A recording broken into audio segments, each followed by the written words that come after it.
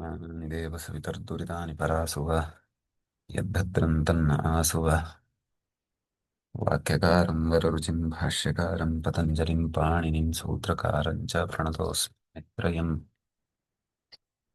श्रौत्रार्हन्ति च नैर्गुण्यैर्महर्षिभिर्हरदिवं तोष्टुयमानोऽप्यगुणो विभुर्विजयतेतरान् पूर्वार्धे कथितास्तुर्यपञ्चमाध्यायवर्तिनः प्रत्यया अथ कथ्यन्ते तृतीयाध्यायगोचराः नमः पाणिनिकात्यायनपतञ्जलिभ्यः शब्दविद्यासम्प्रदायकर्तृभ्यो नमऋषिभ्यो मुनिभ्यो गुरुभ्यश्च नमो नमः नमः सर्वेभ्यः भगवद्भ्यः श्रोतृभ्यः नमः अस्माभिः गते पाठे यद्यत् पठितं तद् एकवारं स्मरामः वयं तावत् वैयाकरणसिद्धान्तकौमुदी इत्याख्यस्य ग्रन्थस्य तत्र पूर्वकृदन्तप्रकरणं पठन्तः स्मः प्रकरणस्यास्य अस्माकं क्रमे षट्पञ्चाशः पाठः गतपाठः प्रवृत्तः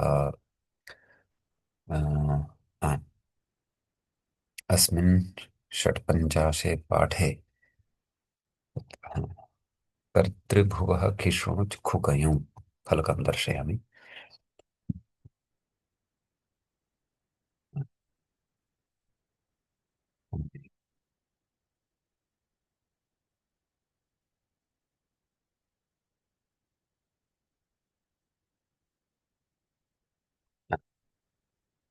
दृश्यते किल आम् आम् दृश्यते महोदय। तर्हि तत्र हा, कर्तृभुवः खिष्णुचिखुकयोम् इति पठितम् आढ्यादिषु च्यर्थेषु अच्यन्तेषु भवतेः एतौ स्तः भूधातोः उक्तेषु उक्तेषु निमित्तेषु एतौ प्रत्ययौ भवतः ततः अनाढ्यः आढ्यः भवति इति आढ्यं भविष्णुः आढ्यं भावुकः इत्यादीनि उदाहरणानि अत्र चर्चितानि किञ्च विगतपाठे भवतां ये ये तत्र संशयाः आसन् तान् संशयान् पुरस्कृत्यापि अस्माभिः समाधानाय प्रयत्नः कृतः आसीत् एषः षट्पञ्चाशः पाठः आसीत् अधुना तावत् अस्माकं क्रमे आम् सप्तपञ्चाशः पाठः वैयाकरणसिद्धान्तकौमुद्याः पूर्वकृदन्तप्रकरणस्य आरब्धः भवति तत्र इदानीं पूर्वं हलन्तपुल्लिङ्गप्रकरणे पठितं सूत्रम् आवश्यकतानुसारं पठितं सूत्रं कदा हलन्तपुल्लिङ्गप्रकरणे इदानीं तत्र प्रकरणानुरोधेन पुनः पठ्यते स्पृशोऽनुदके क्विन् इति हम्म। अस्य सूत्रस्य विषये अ, अपि अस्माभिः पठनीयमेव यतः हलन्तपुल्लिङ्गाधिकारः भवत्सु सर्वैः न पठितः स्यात् पठितः अस्ति तर्हि उत्तमं स्मरणं भविष्यति स्पृशः पञ्चम्यन्त अनुदके न उदकम् अनुदकं तस्मिन् अनुदके क्विन् क्विन् इति प्रथमान्तः अस्य अर्थः भवति उदकभिन्नम् अन्यत् किमपि सुबन्तम् उपपदं यदा भवति तदा स्पृशधातोः स्पर्शार्थकः यः स्पृशधातुः अस्मात् क्विन् इति प्रत्ययः भवति इति अस्य सूत्रस्य अर्थः भवति घृतस्पृक् इति उदाहरणम् अग्रे वक्ष्यते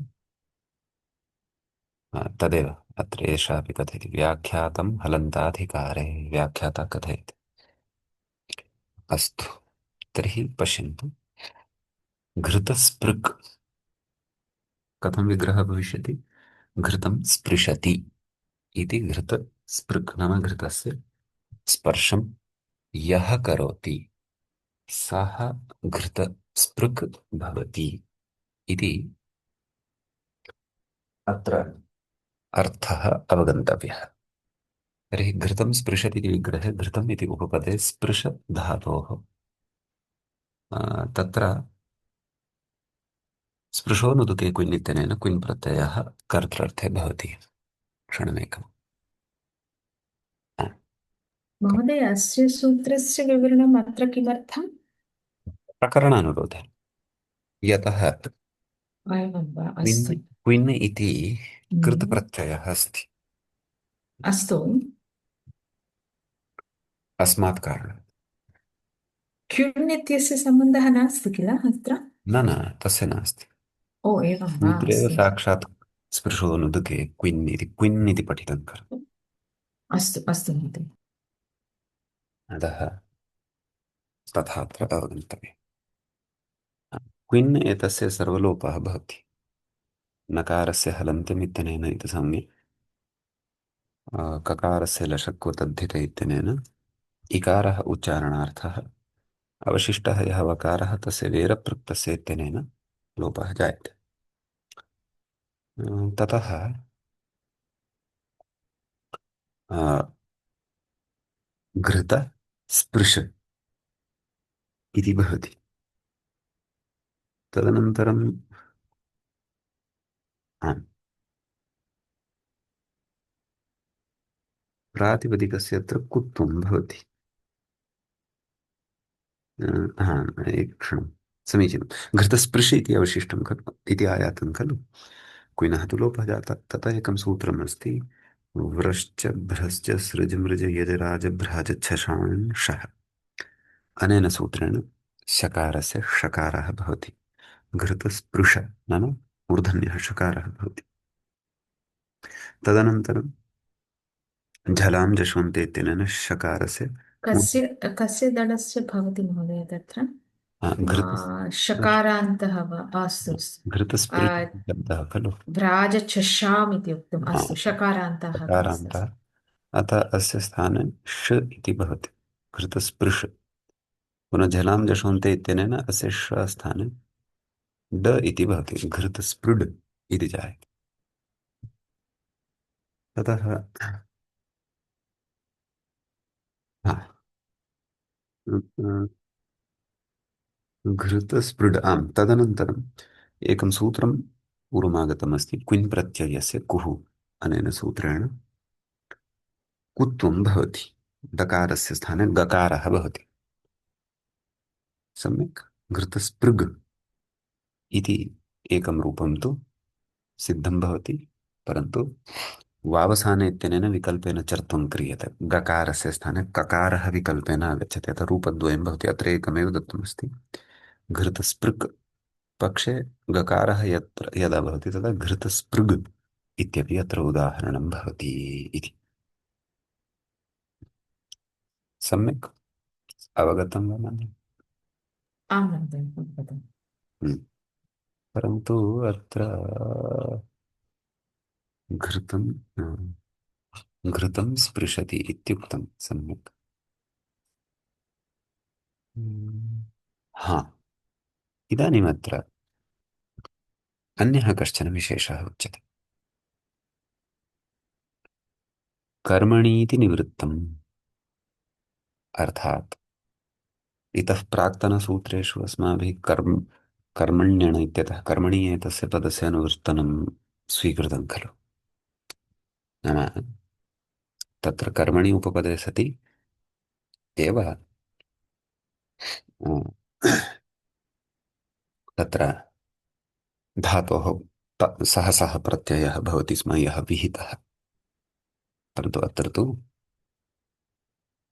नाम इतः आरभ्य अथवा अस्मिन् सूत्रे तत्र क्विन् प्रत्ययस्य क्विन् प्रत्यय क्षन्तव्य किम् क्युन् अस्ति। त्रिशोनुदुके क्विन् इति यदा वयं पठन्तः स्मः। अत्र कर्मणि इत्यस्य अनुवर्तनं न भवति। तत्र व्याख्याता कथयति अत्र व्याख्यानमेव शरणं। नाम व्याख्यानमेव अत्र करणीयं भवति। यतः लक्ष्यानुरोधेन व्याख्यानं भवति। यतोहि कर्मभिन्नेषु उपपदेषु सत्सु अपि तत्र स्पृशधातोः क्विन् प्रत्ययः दृश्यते। यथा मन्त्रेण स्पृशति इति मन्त्रस्पृक्।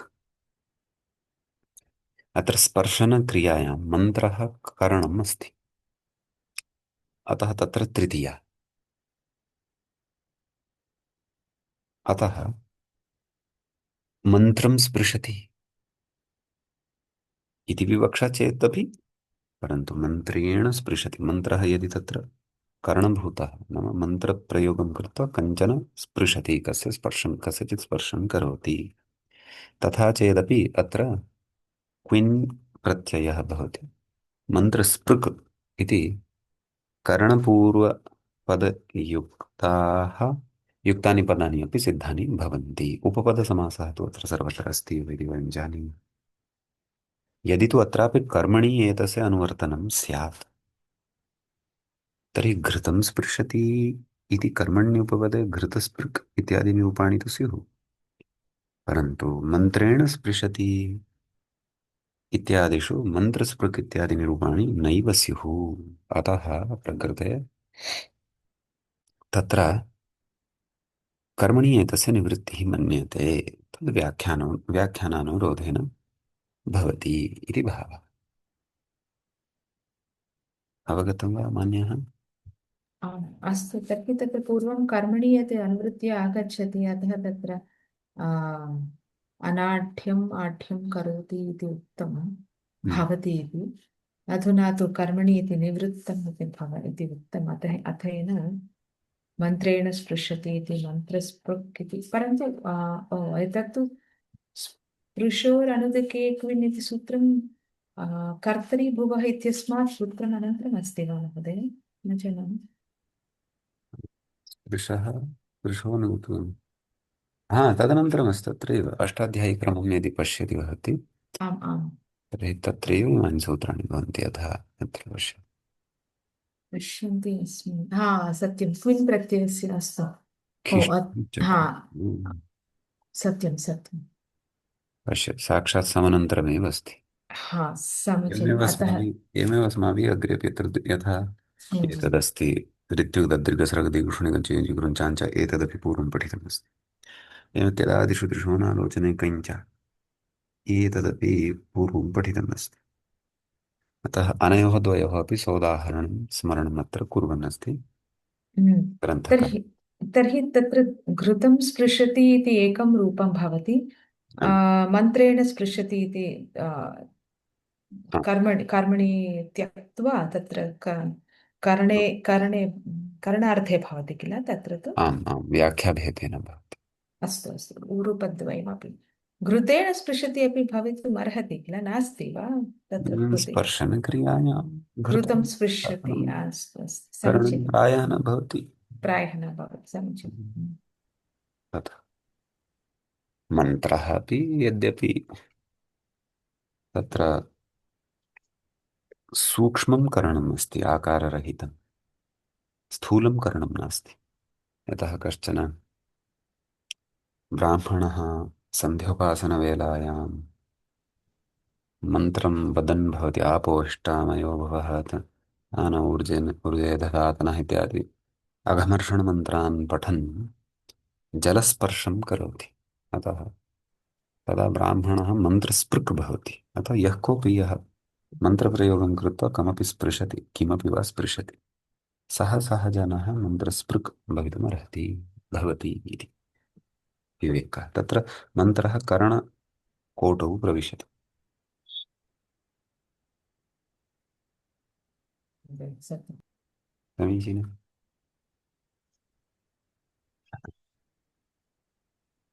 तर्हि पूर्वं तत्रैव हलन्तपुल्लिङ्गाधिकारे एव एकमन्यदपि सूत्रं पठितम्। ऋत्विगदद्रिगस्रगदिगुष्णिगञ्चीजिगुञ्चाञ्च इति। तत् सूत्रम् अपि अत्र पठ्यते स्मर्यते। तदेव कथयति मूलव्याख्यातं नाम पूर्वमेतद् उक्तं वर्तते। अतः किञ्चित् पश्यामः एतत्। अत्र उदाहरणानि न दत्तानि सन्ति, परन्तु एकवारं दृष्ट्वा आगच्छामि।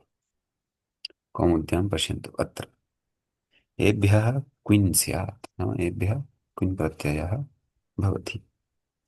लाक्षणिकमपि किञ्चित् कार्यं निपातनाल् लभ्यते न ऋत्विक् दध्रिक् स्रक् दिक् उष्णिक् अञ्चु युज् कृञ्च एते ये शब्दाः सन्ति आ, एतेषु किमपि कार्यं तादृशमस्ति यत् सूत्रैः न सिद्ध्यति परन्तु निपातनवशात् साध्यते तदेव ऋत्युगादयः पञ्चशब्दाः कुन् प्रत्ययाः निपात्यन्ते नाम एतेषां निपातनम् अत्र क्रियते नाम ऋत्युक् इति शब्दः एव सिद्धः भवति अत्र ऋतौ यजति तद् ऋतूपपदे यज धातोः कुन् सति ऋत्विक् इति सिद्ध्यति अतः एतादृशाः विषयाः कौमुद्यां किमपि उदाहरणं तत्र पूर्वमागतं वर्तते अ, यथा अत्र पश्यन्तु हम्म,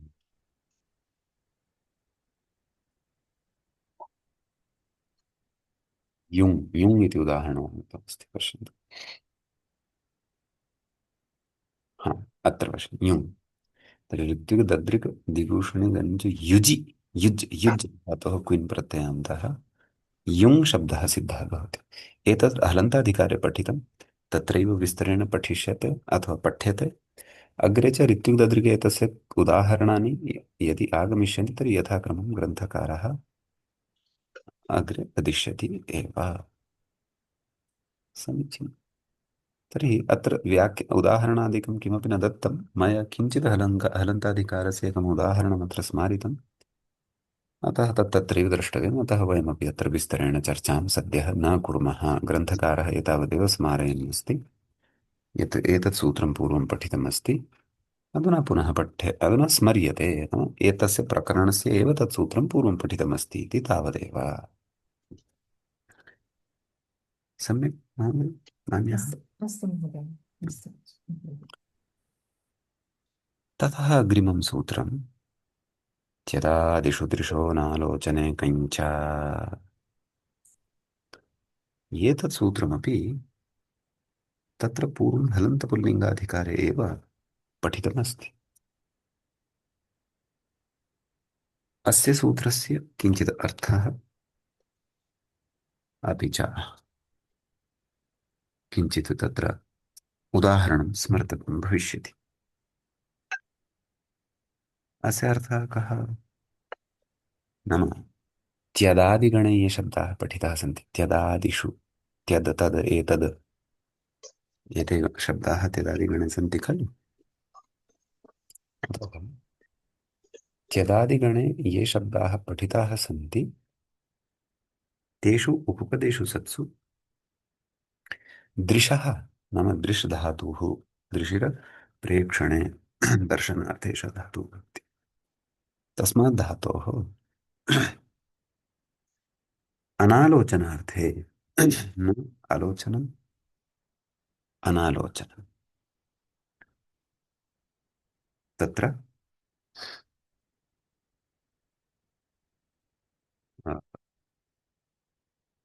क्विन् अपि च कन् प्रत्ययः भवति कन् तु अत्र उक्तः एव कन् च कञ्च कन् नकार नित् प्रत्ययः अपि च चकारेण क्विन् अपि स्वीक्रियते कुतः स्वीक्रियते गतसूत्रात् स्वीक्रियते यत् सूत्रम् अधुनैव दृष्टं स्पृशोनुदुके क्विन् इति तर्हि तस्य उदाहरणं स्मारयामि यथा तादृशः तादृक् इति उदाहरणं पूर्वं साधितमासीत् तर्हि तद् इति उपपदे दृशधातोः क्विन् भवति क्विनः सर्वलोपः भवति ततः ताद् तद् दृश् इति स्थिते हा, तत्र आसर्वनाम्नः तेन तद् एतस्य दकारस्य आकारः भवति आम् ततः तद् एतस्य दकारस्य आत्वं भवति ततः का स्थितिः जायते त आ दृश् सवर्णदीर्घ ता दृश् शकारस्य षत्वं व्रश्च भ्रश्च सृज मृज इत्यादि तादृश तस्य डत्वं पुनः कुत्वं पुनः तादृक् तादृक् रूपद्वयं लभ्यते तादृक् तादृक् तादृशौ तादृशः शकारान्तशब्दः तादृशं तादृशौ तादृशः तादृशः तादृग्भ्यां तादृग्भिः तादृशे तादृशः तादृशः तादृशी तादृशौ तादृक्षु एवं रूपाणि अत्र भवन्ति यस्मिन् पक्षे कन् प्रत्ययः भवति तस्मिन् पक्षे तादृशः इति अकारान्तशब्दः तादृश इति सिद्ध्यति कथं तद् दृश कन् एतेनैव कानाः अवशिष्यते नकारस्य इति संज्ञा ककारस्यापि लशक्व तद्धिते इत्यनेन इति संज्ञा तर्हि तद् दृश् आसर्वनाम्नः इत्यनेन तद् इत्यस्य दकारस्य आकारः सवर्णदीर्घः तादृश तादृश अतः तादृशः तादृशौ तादृशाः तादृशं तादृशौ तादृशान् एवम् अकारान्तपुल्लिङ्गपरतयापि अत्र रूपाणि भवन्ति महोदय आदिवृद्धि कथं भवति किमिति तद्दित्यस्य आदिवृद्धि कथं भवति आदिवृद्धिः न भवति तद् आसर्वनाम्नः अनेन सूत्रेण दकारस्य आकारादेशः भवति दर्शयामि सूत्रम् हा, आसर्वनाम्नः अत्र पश्य अत्र सर्वनाम्नः आकारान्तादेशः स्यात् दृग् दृश वतुषु दृश दृक् दृश वतु एते यदा परतः भवन्ति तदा अत्र अत्र पश्यन्तु तर्हि अत्र स्थितिः भवति तद् दृश् दकारस्य आकारः त आदृश सवर्णदीर्घः तादृश तादृक् तदनन्तरं तदेव ह्रस्व ह्रस्व षत्वं डत्वं कुत्वेन गत्वं चर्त्वं तादृक् तादृग् इति रूपद्वयं लब्धं भवति हा शत्वं तु भ्रश्व इति भवति आ, ओ जष्ट्वेन डकारः कुत्वेन ककारः इति वदति वा जी अस्तु अस्तु ओ हाँ। आकारः भवति वा अस्तु अवगतं महोदय एतत् किमर्थम् अवगन्तव्यम् इति चेत् अग्रिमं वार्तिकं यथा अवगतं स्यात् तथा अत्र वार्तिकमस्ति समानान्ययोश्चेति वाच्यम् इति अर्थात् तत्र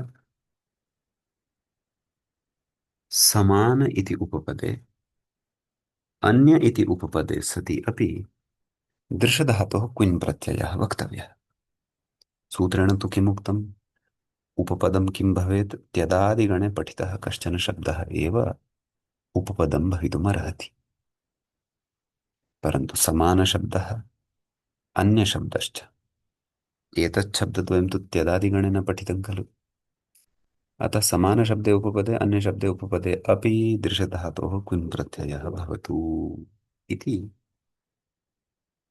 एतेन उक्तम् ततः प्रकृते रूपं सिद्ध्यति सदृक् क्विन् प्रत्ययपक्षे सदृशः कन् प्रत्ययपक्षे अन्यादृक् क्विन् प्रत्ययपक्षे अन्यादृशः कन् प्रत्ययपक्षे तर्हि निर्मामः एकवारं समानं पश्यति इति विग्रह महो महोदय क्षम्यतां क्विन् अपि च कन् द्वयोः अकारः न क्विन् तु सर्वाहार सर्व किमस्ति सर्वाहारलोपः सर्वलोपि सर्वलोपि अस्ति सर्वापहारलोपि सर्वापार किम सिन् सर्व सर्वापहारः सर्वापहार अर्थः सर्वलोपि अर्थः किमस्ति तत्र लोपः जायते इति अवगते सर्वापहारलोपः इत्युक्ते तत्र किं भवति अपहारलोपः इत्युक्ते सर्वस्य अपहारलोपः न क्षन्तव्यः सर्वापहारी प्रत्ययः सर्वापहारी प्रत्ययः अथवा इत्युक्ते अथवा क्विनः सर्वापहारः भवति अर्थात् हम्म, सर्वम् अपहरति वा इति इति अर्थे न तस्य किमपि नावशिष्यते सर्वं लुप्यते हा तत्तु अस्तु तर्हि तत्र कन् इत्यस्मिन् अकारः तिष्ठति किल हाँ, अस्तु अस्तु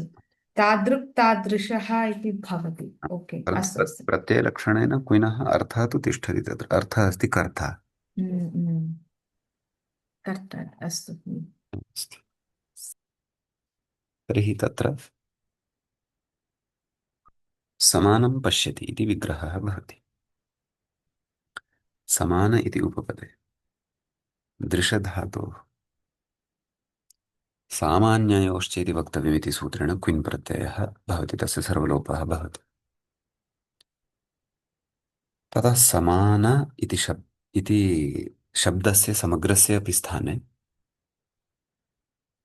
अत्र पश्यन्तु, व्याख्यायां सूत्रं दत्तमस्ति। दृग्दृशवतुषु अनेन समान इति शब्दस्य स्थाने स इति शब्दः आगच्छति। अतः सदृश पूर्वदेव शकारस्य षत्वं जष्ट्वं कुत्वं विकल्पेन चर्त्वं सदृक् सदृग इति रूपद्वयं भवति इति। सम्यक्। द्वयोः अर्थः समानः किल? सदृक् नो चेत् समानदृक् इति विकल्पेन अस्ति किल न न तत्? न न न। समानशब्दस्य स इति आदेशः तु नित्यमेव। एवं वा? क्विन् प्रत्ययस्य विकल्पेन अस्ति। क्विन् तत्र प्रत्ययपक्षस्य अनेन सूत्रेण समानस्य स्वभावविकल्पः इति उक्तम्। आम्। इत्युक्ते तत्र समान स्थाने स इति आदेशः विकल्पेन भवति इत्येव अवगन्तव्यं किल? नास्ति वा न महोदय? न न न न। समानेन समानशब्दस्य स्थाने समान उपपदे सति हम्म। क्विन् प्रत्ययः विकल्पेन भवति इति सत्यम्। यथा सूत्रेण क्विन् प्रत्ययः विकल्पेन क्रियते। अत एव अधुना मया तादृशः तादृक् तादृशः द्विविधं रूपं स्मारितं खलु, यथा अस्तु, दन्ताधिकारं समीचीनं। पठितं। तद्वत् प्रकृतेऽपि समान उपपदे दृशधातोः क्विन् प्रत्ययः एव विकल्पेन भवति। क्विन् प्रत्ययपक्षे सदृक्, कन् प्रत्ययपक्षे सदृशः। अस्तु। समानशब्दस्य स इति आदेशः तु दृग्दृशपदुषु इत्यनेन सूत्रेण नित्यतया एव भवति। क्विन् हा, प्रत्ययपक्षे अपि कन् प्रत्ययपक्षे अपि। अस्तु, तर्हि समानदृक् इति रूपं कथं भवति? सदृक् सदृशः एव भवेत् किल? नैव, समानदृक् इति रूपमेव न भवति महोदय।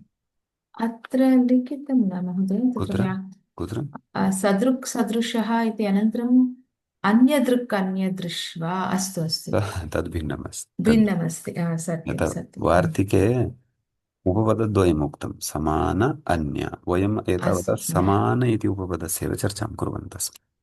अस्तु, तर्हि विकल्पः तु क्विन् अपि च कन् इति प्रत्ययोः एव अस्ति, परन्तु हा, तत् समानशब्दः नास्ति इति वा? अस्तु। हम्म, तथा अस्ति। अस्तु अस्तु महोदय। कन् प्रत्ययपक्षे सदृशः इति भवति। तत्रापि तथैव विग्रहः समानं पश्यति। तर्हि समान उपपदे दृशधातोः कन् प्रत्ययकनः अवशिष्यते। समान इति शब्दस्य स्थाने स इति आदेशः भवति। स दृश कन् कनः अवशिष्यते। सदृश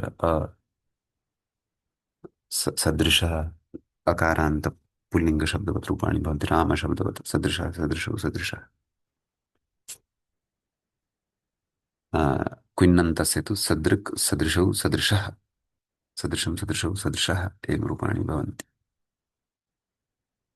समीचीनम्। आम् एवम् आम् आम् महोदय। एवमेव अन्य उपपदे सति रूपं पश्यामः। तत्र विग्रहः अन्यं पश्यति इति अन्यादृक् अथवा अन्यादृशः। अत्र अन्य इति उपपदे दृशधातोः क्विन् अपि च कन् पूर्वदेव अवगन्तव्यः। अन्य इति शब्दः सर्वनामशब्दः भवति। तत्र सर्वविश्व उभय डतर डतर अन्य इतर इति सर्वादिगणे पठितत्वात् अन्य इति शब्दः यः अस्ति तस्य अन्तिमः यः अकारः तस्य स्थाने आ सर्वनाम्नः इत्यनेन सूत्रेण आकारादेशः भवति। अथ अन्या इति जायते। अन्यानि कार्याणि सर्वाणि पूर्वदेव। अन्यादृक्, अन्यादृशः। अन्यादृक् इति क्विन् प्रत्ययपक्षे, अन्यादृशः इति कन् प्रत्ययपक्षे रूपं भवति। स्पष्टम्? आं महोदय, स्पष्टमस्ति। सम्यक्। ततः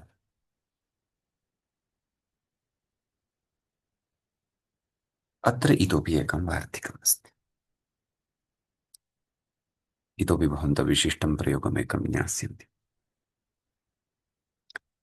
क्सोऽपि वाच्यः इति अस्य वार्तिकस्य कः अर्थः? तत्र पश्यन्तु, अत्र व्याख्यायां त्यदादिषु समानान्ययोश्च, नाम त्यद तद एतद् इत्यादयः त्यलादयः यदा उपपदरूपेण भवन्ति तदा समानान्ययोश्च, समान अन्य एतद्वयम् उपपदं च यदा भवति तदा दृशधातोः क्स क्स इति प्रत्ययः अपि वक्तव्यः। एतावता अस्माभिः प्रत्ययद्वयमेव पठितं। किं? क्विन्।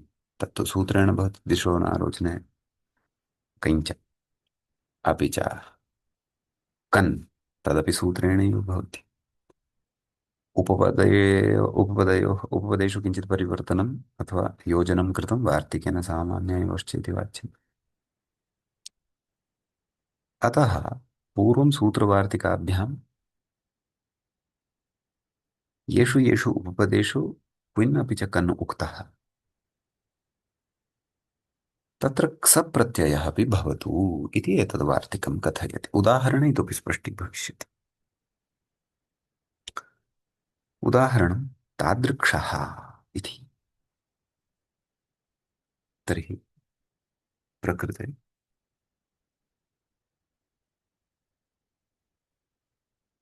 तद् इति उपपदे तं पश्यति तादृक्षः,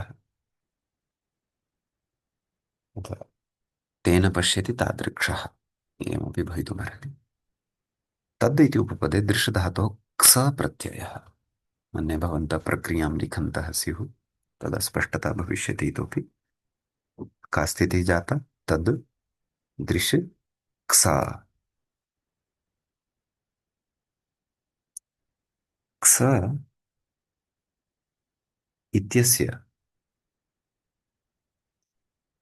यः ककारः अस्ति तस्य ककारस्य इति संज्ञा जायते। किमवशिष्यते? स। का स्थितिः जाता? तद् दृश् स। सम्यक्। इदानीं व्रश्च भ्रश्च इत्यादि सूत्रद्वारा धातोः शकारस्य मूर्धन्यः षकारः, तद् दृश् स। ततः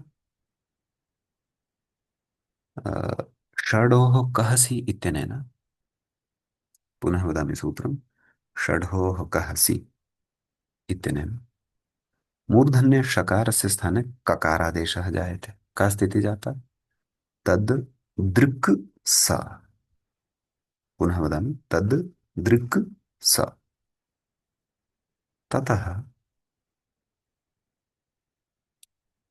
आदेशप्रत्ययोः इत्यनेन सूत्रेण प्रत्ययस्य सकारस्य मूर्धन्यषकारादेशः। का स्थितिः जाता? तद् दृक् ष। कषयोः योगे क्ष सिद्ध्यति इति भवन्तः जानन्ति। तद् दृक्ष इति जातम्। इदानीं तदेव सूत्रम् आसर्वनाम्नः, एतेन दकारस्य स्थाने आकारादेशः। त आ दृक्ष, सवर्णदीर्घ तादृक्ष, रामशब्दवत् रूपाणि भवन्ति। तादृक्षः, तादृक्षौ, तादृक्षाः। महोदय, तादृक्षः रूपार्थे समानौ किल? हम्म? समानार्थकौ किल? कौ कौ तादृक् आमां तादृशः। समानार् समानार्। एवं वा, अस्तु। क्विन् वा भवतु, कन् वा भवतु, क्स वा भवतु, एवमेव समान उपपदे सति सदृक्षः, समान समानान्ययोश्चेति वाच्यम्। तत्र समानशब्दस्य दृग्दृशवतुषु इत्यनेन स आदेशः पूर्ववदेव, सदृक्षः अन्या प्रक्रिया सर्वापि पूर्ववदेव। एवम् अन्य इति उपपदे अन्यादृक्षः। हम्म, तत्रापि आत्वं भवति अन्यादृक्षः। तर्हि अत्र तु एतदस्य अस्माभिः इदानीं तत्र गणपाठे अन्येपि ये यत्र पश्यन्तु सर्वनामशब्दाः सन्ति, तेषु उपपदेषु सत्सु येऽपि त्यदादयः सन्ति, तेषु उपपदेषु सत्सु सर्वाणि रूपाणि निर्मातुं शक्यन्ते। यथा त्यदेतस्मात् त्यादृक्षः, त्यादृक्षः, त्यादृक्षौ, त्यादृक्षाः एवं रूपाणि भविष्यन्ति। तद् एतस्मात् तादृक्षौ, तादृक्षः, तादृक्षाः, यत् यद् अधुनैव निर्मितम्। यद् एतस्मात् यादृक्षः, यादृक्षौ, यादृक्षाः। यादृक्षम् अहम् इच्छामि तादृक्षम् आहारमेव खादामि।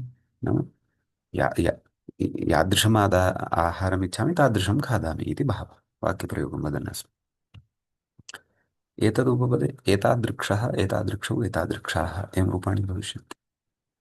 इदमुपपदे इदादृक्षः, इदादृक्षौ, इदादृक्षाः एवं रूपाणि भविष्यन्ति। अदस् उपपदे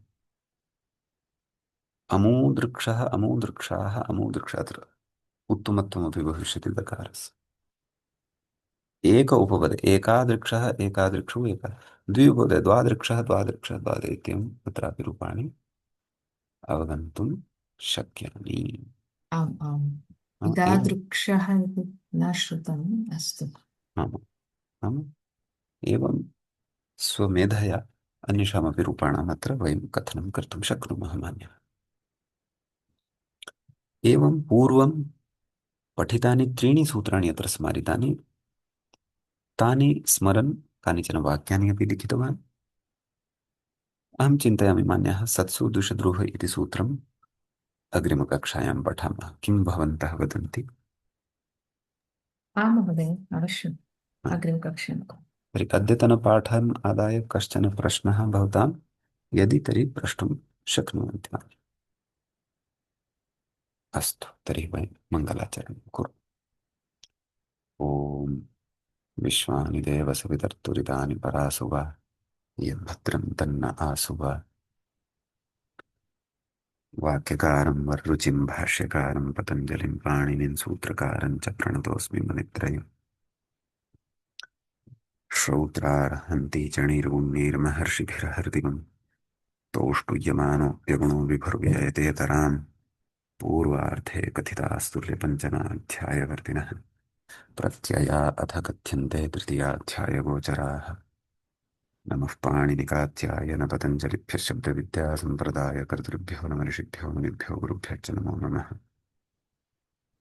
नमः सर्वेभ्यः भवद्भ्यः श्रोतृभ्यः। एवञ्च मान्यः वैयाकरणसिद्धान्तकौमुद्याः तत्र अ, पूर्वकृदन्तप्रकरणस्य 57 पाठः अस्माकं क्रमे सम्पन्नतां गतः। अग्रिमे पाठे अग्रिमं विषयमादाय पुनः उपस्थितः भविष्यामः। तावता नमः सर्वेभ्यः भवद्भ्यः श्रोतृभ्यः मान्यः शुभदिनं। नमो नमः।